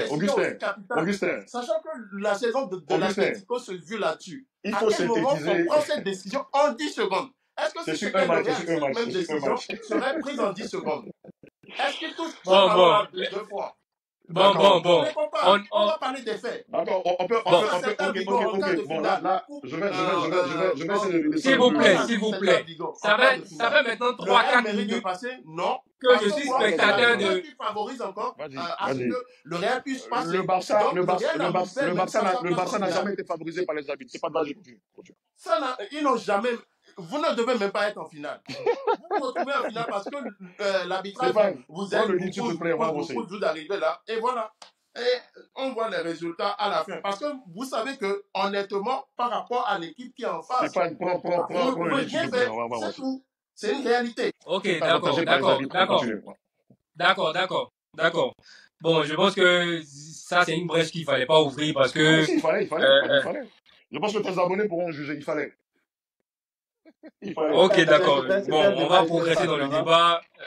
C'est vrai, le débat, il est passionnant parce que, bon, c'est deux clubs qui sont opposés et les supporters sont aussi passionnés aussi par cette opposition-là. Mais tant que, disons la vérité. Augustin, laisse-moi parler. Je m'en fous du Barça. Quand le Barça a une situation de jeu, moi, cette saison, Augustin, pourquoi tu es en train de partir au bruit comme ça? On fait comme si le Real ne voit rien. Là, tu as dit les émotions, Augustin. Arrêtons. Augustin, pourquoi? Allô? Vous m'entendez? Je pense qu'il va se reconnecter. Allô? Il est parti? Allô?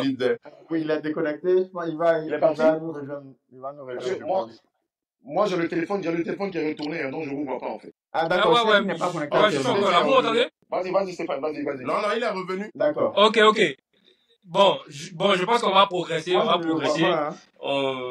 que là, on va pas s'en sortir. Je pense qu'on aura, disons, une autre vidéo où on pourra parler de vraiment ce qui différencie le Real l'historique du Barça, saison par saison, match après match. De faits et de statistiques et non d'émotions, c'est important. Vas-y, continue. Quand on parle de faits, quand on parle de statistiques, on veut faire les statistiques. On parle match après match. Et c'est tout. Moi, je dis match après match. Bon, là, c'est comme vous êtes en train de faire là. Qu'est-ce que les auditeurs vont penser? Ils vont penser que non, c'est pas le gars même qui contrôle pas, n'a pas le lead, ne peut pas cadrer la discussion. Vas-y, prends le lead, vas-y. C'est incroyable, non. Ok, donc moi, je vais aborder une question. Est-ce que le Real pouvait sauver sa saison avec cette finale de Coupe du Roi là? Faut donner la parole à Augustin parce que je pense qu'il a beaucoup à dire là-dessus. Parce que si je dis ça, c'est parce que quand on regarde un peu, quand on flaire un peu les prochains matchs de championnat, tout porte à croire que le Barça va pas laisser ne serait-ce qu'un point. Quand on voit l'impact de Yamal ou de Rafinha ou même de Pedri. Donc, qu'est-ce que vous en pensez? Est-ce que le Real passe à côté d'un trophée qui pouvait au moins sauver la saison? Je parle de la finale la finale de Coupe du Roi. Augustin? Si tout ce qui a été fait durant cette finale a été fait, c'est parce que d'une manière ou d'une autre, la direction, le président, toute l'institution Real Madrid savait que c'était la seule chance pour eux de pouvoir gagner un trophée, c'est tout. Donc, il n'y a pas à chercher de midi à 14 heures et tout. Donc, la réponse, elle est là, en fait. Parce qu'on sait déjà au prime abord que s'il y a une once de, je vais dire, d'optimisme pour pouvoir gagner, voilà, pour pouvoir gagner un trophée, ne serait-ce durant cette saison, en fait, c'est sur cette finale, c'est sur ce match-là et tout. Et voilà, le Barça est sorti vainqueur et malheureusement pour le Real. Et comme quoi, même sans un arbitrage favorable, avec un arbitrage très, très défavorable, au fait, bah, avec un effectif, un collectif bien rodé, bien travaillé, et que, voilà, si les arbitres sont un minimum aussi cohérents dans leurs décisions, malgré tout ce qu'il y a eu tout au long de cette finale, bah, la décision se fait toujours sur le terrain. Et on sait bien que Tchouaméni n'a pas là pour la suite du match. Il devrait être exclu depuis la 20e minute et tout, bah, ce qui n'a pas été le cas. Donc, voilà. Ok. Anissé, c'est vrai qu'on en a parlé depuis un bon bout de temps. Toi, qu'est-ce que tu en penses? Est-ce que Real pouvait sauver sa saison sur ce match-là? Parce que quand je regarde un peu la conjoncture de ce qui va se passer pour les matchs de la Liga, on a l'impression que je vois pas un Barça qui va laisser 1 point ou 2 points au Real Madrid. Même s'il y a une confrontation le week-end prochain. Toi, Anissé, qu'est-ce que tu en penses? Juste pour rebondir sur ce qu'Augustin disait, moi je ne pense pas, Augustin, que l'arbitre soit venu sur le terrain en ayant en esprit, en tout cas, de venir avantager le Real Madrid. Ça, c'est faux et c'est archi faux. Et je pense même plus que ça aurait plutôt être le contraire. Mais par contre, les événements avant le match ont poussé justement l'arbitre à faire ce faux match-là. L'arbitre a fait un faux match, certes. L'arbitre a fait un faux match et on est tous d'accord là-dessus. L'arbitre n'est pas venu en ayant à l'esprit d'avantager le Real Madrid. Et si tu dis ça, c'est que là, tu es là, tu n'es pas objectif. Parce qu'on reste objectif et on sait que. Non, oui, Augustin. Ah ouais, on me parle si tu me dis ça, c'est que là, tu n'es pas objectif. Si tu me dis ça, c'est que là, tu n'es pas objectif. D'accord. Si tu dis que l'arbitre est venu consciemment pour avantager le Real Madrid, là, tu n'es pas objectif. Je pense plutôt que ça aurait pu être le contraire. Et que les événements. J'ai pas dit dans tout ce que les événements avant le match. Steph, tu as suivi mon développement tout à l'heure. Est-ce que j'ai dit que l'arbitre est venu consciemment pour influencer s'il te plaît, Augustin, laisse-le terminer. J'ai pas dit ça. Laisse-le terminer, après tu rebondis. S'il te plaît. D'accord. Mais l'arbitre a fait un faux match parce qu'il y a eu beaucoup d'événements qui se sont déroulés. Émotionnellement, l'arbitre n'a pas tenu ce match-là. Émotionnellement, il n'a pas pu tenir ce match-là. Et normalement, un arbitre, justement, il est prêt à faire face à toutes ces éventualités-là. Donc, normalement, l'arbitre aussi, quelque part, c'est vrai, ce sont des sentiments, ce sont des émotions, mais comme le monsieur Rick le disait tantôt, en t'envoie par exemple un match de Ligue des Champions, une finale de Ligue des Champions, il y a des émotions à pouvoir gérer. Un match de classico, une finale de Coupe du Roi, justement, tu dois être capable de pouvoir gérer ces émotions. Si tu n'y arrives pas, d'ailleurs, quelquefois, il y a quelque chose, le pressing de la pression de Pérez a marché, alors que ça ne devrait pas marcher, justement. Parce que je pense, comme M. Rick l'a dit, c'est quelque chose qui va être beaucoup plus institutionnel. Donc, ça ne devait pas normalement marcher. L'arbitre devait venir faire son match tranquillement et faire fi en tout cas de tout cela. Après, pour répondre à ta question, Stéphane, moi, je pense que, honnêtement, étant supporter du Real de Madrid, oui, dans les circonstances actuelles et dans les conditions actuelles, ça aurait pu sauver la saison du Real de Madrid. Mais en tant que supporter du Real Madrid et connaissant ce grand club-là, je me dis que la Coupe du Roi, ça fait partie des... Ce n'est pas un trophée phare pour le Real de Madrid. Pour moi, une autre saison, une saison qui est quelque chose qui peut sauver la saison du Real de Madrid, c'est la Ligue des Champions. C'est la Liga. La Ligue des Champions, voilà. C'est la Ligue des Champions, c'est la Liga. Après, la Coupe du Roi, c'est un bonus. Pour moi, en tout cas, la Coupe du Roi, c'est un bonus. Mais l'opposition est de prestige. L'opposition est de prestige, c'est le Barça. Donc, on reste sauvé au moins. Vous voyez? Oui, là, je suis d'accord de les conforter un peu parce que il faut dire les choses. Aujourd'hui, notre adversaire premier, c'est le c'est le Barça en Liga. Et les Classicos, ce sont des matchs qui sont attendus pratiquement dans tout le monde, dans tout le monde entier. Donc, l'opposition et également les circonstances actuelles auront pu faire que gagner la Coupe du Roi aura permis au Real de Madrid de sauver sa saison. Malheureusement, ça n'a pas été le cas. J'ai vu quand même un Real Madrid qui a montré un visage plus ou moins, en tout cas meilleur par rapport au match précédent. J'espère qu'ils en feront de même le Classico prochain. Mais voilà, là, pour continuer également ce que tu disais, c'est très mal parti pour le Real de Madrid parce que je vois le Barça en tout cas perdre la Liga. Donc, c'est une saison où on devra en tirer beaucoup de leçons. Et puis, je pense que c'est une saison qui va nous permettre également c'est une période de crise.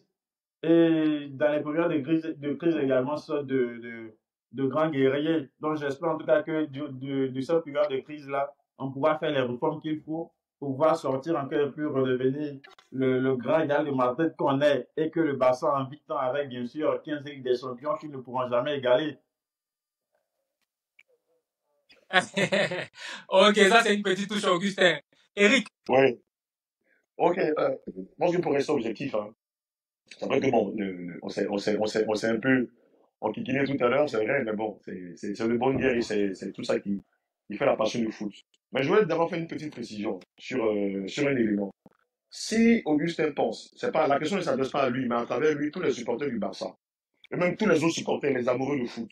Si vous pensez naïvement pression sur les arbitres, aucun club n'use de lobbying, aucun club fait du réseautage, changer de discipline, n'aimez plus le football. Ça, je vous le dis de façon claire. Si vous pensez que dans l'histoire, il y a un méchant et un gentil, vous vous gourrez complètement. C'est pourquoi tout à l'heure dans mon historique, j'ai tout fait pour rester le plus objectif et le plus ouvert possible. Si vous pensez qu'il y a un club aujourd'hui, que ce soit Manchester United, City, Arsenal, Paris, si vous pensez qu'il y a un seul club qui est blanc comme neige et les autres sont le diable, c'est qu'on n'avait rien compris au football business. Je referme la parenthèse. Pour répondre à ta question, je dirais que concernant la Coupe du Roi, oui, pour être objectif, franchement, le Real, au vu de cette saison assez catastrophique, pensait vraiment sauver sa saison à travers une victoire face au Barça, parce que le Barça est clairement supérieur au Real cette année. Ça, je pense qu'il n'y a pas de débat. Il faut avoir quand même une 11 objectivité, comme vous dire. Le Barça est supérieur à tous les niveaux, en termes de qualité intrinsèque des joueurs, en termes de confiance. Augustin me sourit. Avec un joueur que... Non, mais je veux dire, on peut analyser le match. C'est pour ça tout à l'heure, moi, je n'ai pas compris Augustin, parce que quand il dit, on prend le match par match, non, moi, je ne suis pas à ce niveau-là. Vraiment, désolé de te dire ça comme ça. Je ne suis pas à ce niveau d'analyser les matchs, parce que si tu penses que le Barça est blanc comme neige concernant l'arbitrage, ben tant mieux pour vous. Mais vraiment, vous vous gourrez. Il n'y a pas un club qui est blanc comme neige. Il n'y a pas un seul. Même le Real Madrid que je supporte. Il n'y en a pas un seul. Tout le monde fait du lobbying. Tout le monde fait du lobbying. Donc, si vous pensez qu'il y en a un qui est clair et il y en a un qui est sombre, là, vous pensez que vous ne connaissez pas le foot, aimez le volley, le basket, mais en tout cas, si c'est le football que moi je connais, hein. Si vous pensez que le Barça est blanc comme neige, depuis Juan Gaspar jusqu'à Sandro Rossell, jusqu'à Bartolomé ou jusqu'à aujourd'hui, Laporta, si vous pensez que vous êtes blanc comme neige, c'est que tu ne connais pas l'histoire de ton club. Je referme la parenthèse. Donc, oui, cette année, le Barça est supérieur. Il n'y a rien à dire. Parce que moi, il y a quelque chose aussi que j'aime toujours mettre en avant. Et c'est ce qui fait qu'aujourd'hui, vous voyez que sur plusieurs communautés, les supporters du Real Madrid, les bons analystes, hein, je ne parle pas des là du gré, les bons analystes aujourd'hui qui est d'accord. Nous, en objectif, quand il s'agit de parler des louanges du Barça, et que j'ai l'impression que chaque fois que ça nous concerne, ils disparaissent des réseaux, ils ne parlent plus. Ils reviennent sur les réseaux, ils reviennent dans la discussion seulement quand ils ne vont plus. Ok, nous aussi, on va se braquer, on va être de mauvaise foi. Moi, j'ai toujours reconnu que le Barça jouait bien. J'ai toujours reconnu. C'est deux oppositions de style, c'est deux écoles différentes. Et donc, oui, ne pas reconnaître cette année que le Barça est supérieur, c'est vraiment ne pas connaître le football. Même le Classico, la semaine prochaine, je pense que le Barça va l'emporter. Peut-être même largement. Parce que cette année n'est pas une bonne année. Parce que le Real a foiré son recrutement. Le Real a foiré sa politique sportive, même s'il y avait des titres à côté. C'est l'arbre un peu qui cachait la forêt.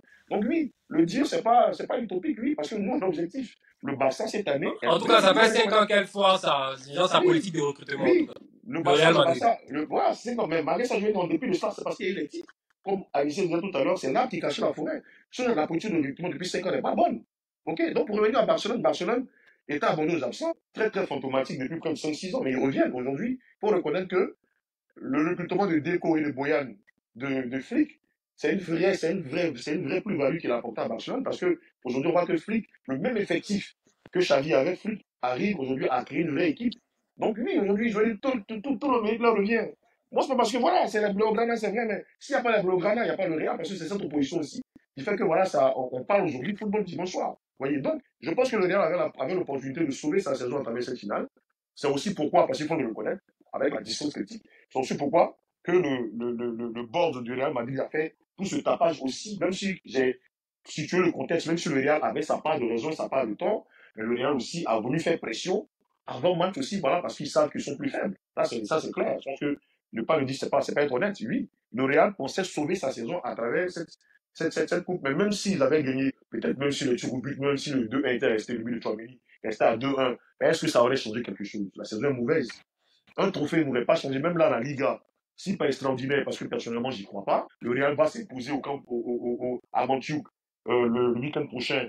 Et le Barça peut-être lâche 1 ou 2 points et soit par extraordinaire, le Real devient champion. Je veux dire, en tant qu'amoureux du football, d'abord, avant même d'être merengue, franchement, ça aurait un goût amer. C'est un titre qui, pour moi, sur la durée, ne serait pas mérité. Vous voyez un peu. Donc, oui, pour répondre à ta question, le Real espérait sauver sa saison à travers cette Coupe du Roi. C'est pour ça qu'il a activé tous ses leviers. Non, pour sauver baisser dans la politique, non, en me disant que non, à l'autre côté, il y a un football qui est clair, qui est net, c'est qu'on se méprend sur le football moderne que je connais. Parce que ne pensez pas que Juan Gaspar, qui était le président, je savais pas si la majorité des supporters du Barça aujourd'hui qui s'agit sur les réseaux connaissent Juan Gaspar. C'est un président du Barça qui était très litigieux aussi, dans les années 90. Ok?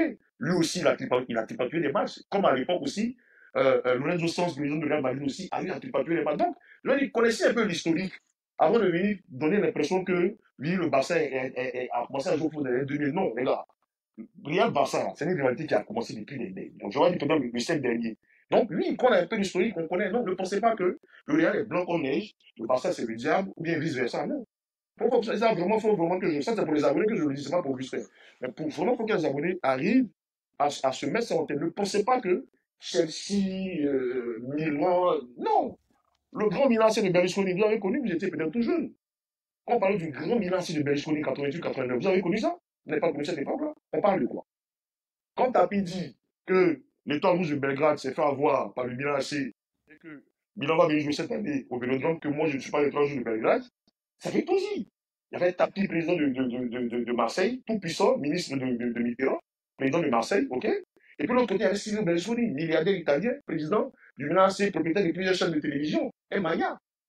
Vous pensez que le football, ça joue où? C'est le lobbying, c'est le résultat. Donc, nous, on parle passion parce que voilà, on veut continuer de nourrir cette passion. Mais ne pensez pas naïvement qu'il y en a un club voilà, qui est là, qui ne fait pas de résultats. Tout le monde en fait. Je vais finir sur une petite parenthèse pour les jeunes. Le Milan devait jouer un match retour de Ligue des Champions. À l'époque, ça ne s'appelle pas Ligue, c'était la Coupe d'Europe des clubs champions. Face à Marseille. C'était autour de Tapi et de Berlusconi. C'est un très bon exemple pour que vous compreniez quelque chose. Le match allait, je pense que ça se solde au San Siro par 1-1. Le match retour se joue à Marseille. Marseille ouvre le score par Chris Waddle. Le Milan doit égaliser. Je vous parle du Milan de Marco Van Basten, Ruud Gullit, Frank Rijkaard, Daniel Massaro. C'est la grande équipe, quoi. Franco Baresi, Tassotti, toute cette grosse équipe du Milan, c'est les années 80. Et pendant le match, à 10 minutes ou 15 minutes de la fin, il y a un pylône, le pylône qui donne l'électricité sur le terrain. Il y en a un qui ne marche pas. Vous m'écoutez? Oui, oui, bien sûr. Voilà. Il y a un pylône qui ne marche pas. C'est-à-dire qu'il y a 3 ampoules qui ne marchent plus. Berlusconi ordonne à ses joueurs de quitter le terrain. Berlusconi demande à ses joueurs de quitter le terrain.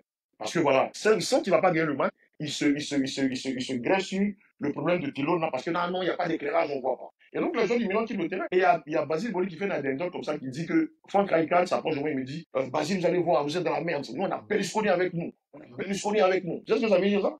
Parce que Berlusconi, à l'époque, là, il nous rigotait tout l'UEFA. Et Tapi qui dit même s'ils ont Berlusconi, mais moi je ne vais pas me faire avoir. Papé qui descend et qui va trouver les trucs qui dit vous me réparez ce pilote-là, je fais le vous des millionnaires. Il répare le pilote.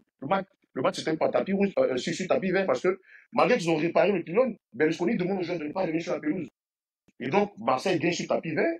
Et puis le Milan est disqualifié. On avait dit qu'ils ne devaient pas jouer une saison en Ligue des Champions, mais Berlusconi a tout fait, la sanction a été levée. Je donne cette petite adhésion-là pour faire comprendre que ne soyez pas naïfs de croire que dans cette histoire Real Barça, au-delà de la passion, il y en a un qui a raison, il y en a un qui a tort. Chacun presque ça s'appelle. Et nous, comme on est passionné de foot, on essaie simplement de nous mettre l'église au cœur du village, de parler jeu, de temps en temps en essayant de se piquer, mais ne croyez pas qu'il y en a un qui a le mauvais rôle. Voilà, je voulais finir là-dessus. D'accord, ok. Donc, pour chuter, on va essayer de donner les perspectives d'amélioration, même si on sait que ce qu'on va dire, ça sera vain. Je sais que bon. Tes filles, elles partent, hein. C'est déjà la chance est là, Alors que je sais pas, puisqu'il est parti, Augustin, tu peux pas continuer sur ce sujet, tu n'as pas encore parlé, c'est ça? Vas-y, Oh, Augustin. ouais, Ouais, c'est vas-y. exactement ça. Moi, après, moi, je suis pas comme le vieux père Eric, tu l'as dit tout à l'heure. Moi, je suis pas forcément dans le clubisme et tout, ouais, tout pour le club, même si le club est en tort et tout. Non, je suis pas là pour dire cela. Il y a des années, je sais que mon club est nul, on est nul, on va rien gagner, on va rien gagner. La preuve en est, l'année dernière, on était nul, on n'a rien gagné, on va pas gagner. C'est pas l'arbitrage qui va venir te sauver une saison, je suis conscient de cela. Mais juste qu'il y a des faits de jeu qui reviennent, qui font que d'une manière ou d'une autre, ça passe, ça passe. Mais après, il n'y a pas un gentil, il n'y a pas un méchant. Tous les clubs le font aujourd'hui, c'est le lobbying dans le football. Ce football-là, au fait, c'est tellement je vais dire quoi? Le football en Europe aujourd'hui, c'est plus une question de jeu sur un terrain. C'est tellement devenu une puissance économique C'est le tellement. business, c'est le business. C'est le business. Des clubs comme le Real, comme le Barça, arrivent à générer 1 milliard d'euros en chiffre d'affaires. C'est énorme. C'est pas possible. Donc, quand des entités sont quand des personnes gèrent tout ça, c'est normal, au fait, ils commencent pas à faire du n'importe quoi, N'importe ça quoi. va monter à la tête. Et c'est nous, les supporters, bon, naïvement, on va tomber dans certains panneaux, on va faire ceci, on va faire cela, mais à la fin de la journée, eux, ils se retrouvent, Ils se retrouvent, voilà, ils savent. Voilà. Tu vois, ils savent, même Augustin, pour aller dans ton sens, tu vois, le Barça, par exemple, qui était déficitaire d'un point de vue budgétaire, le Barça oui, arrive à, le Barça, ces dernières années, en principe, par rapport au fait financier, ne devait pas recruter. Mais tu vois que, extraordinaire, ils ont continué de recruter les joueurs. Je veux dire, la question que je vais poser, est-ce que c'est dans l'intérêt même de la Liga, c'est dans l'intérêt même de l'UEFA, que le Barça ne puisse pas recruter, et que le Barça soit déclassé? c'est ça. Même le Real Moi-même, Madrid, c'est pas dans son intérêt que le Barça soit déclassé. déjà, on sait que le Voilà. Real Madrid et puis le Barça, quand ils sont pas en demi-finale, c'est pas, c'est pas la Ligue des Intéressant. Champions. C'est juste pas intéressant, voilà. C'est pas la Ligue des Champions. C'est tellement deux clubs clivants, tellement, c'est pas ce que, en fait, oui, la rivalité entre le Real et le Barça, ça a commencé depuis, c'est une question de politique. Quand on remonte à la jeunesse de l'histoire et tout, c'est une question de politique. Et ces deux clubs-là, en fait, ils attirent tellement de trucs autour. Quand je vois l'UEFA dire, ouais, on va sanctionner le Real Madrid ou bien on va faire ceci au Real Madrid, tout Ils ça, pourront c'est des pas. bêtises. Ils peuvent Ça, pas. c'est pour les caméras. Nous, on sait qu'ils vont jamais le faire.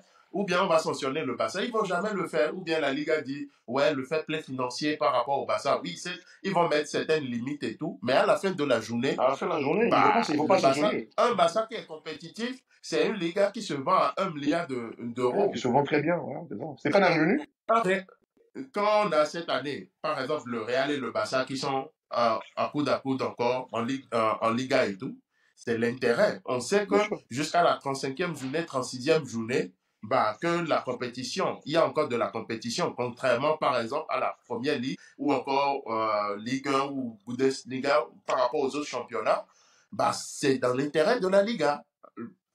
Tebas, qu'il soit supporter du Real ou pas, lui il se frotte les mains parce qu'il sait que à la fin de la journée, la caisse sera pleine. Il Bien pourra sûr. dire, écoutez, Movistar, on revient sur la table de négociation. Vous Voilà. avez vu ce qui s'est passé l'année dernière. Allez rajouter encore 100 millions sur le chèque pour la saison prochaine. Donc, nous, on est là, on discute, mais à la fin de la journée, au fait, bah, c'est deux clubs qui se connaissent bien. Ils ont un vécu, ils ont une histoire. Chacun essaie de tirer, je vais dire quoi, dans son sens, prêche pour son église, comme Bien tu l'as sûr. dit tout Voilà. à l'heure. Chacun presse pour sa Mais à chapelle, la hein. fin de la journée, on sait comment ça va se finir. Même les présidents qui disent, ouais, devant les caméras, ils vont pas dîner ensemble, mais on sait, ils se retrouvent dans les clubs après, dans les bars après, là où il n'y a plus les caméras, là où il n'y a plus X ou Y. La preuve en est, qui veut créer la Super League? C'est Laporta et puis Florentino Et Pérez. Pérez, ouais. C'est les deux. C'est les deux qui portent le projet. Donc, deux personnes qui portent le projet ne vont pas discuter. Ne nous prenez, faut pas nous prendre pour des cons quand même.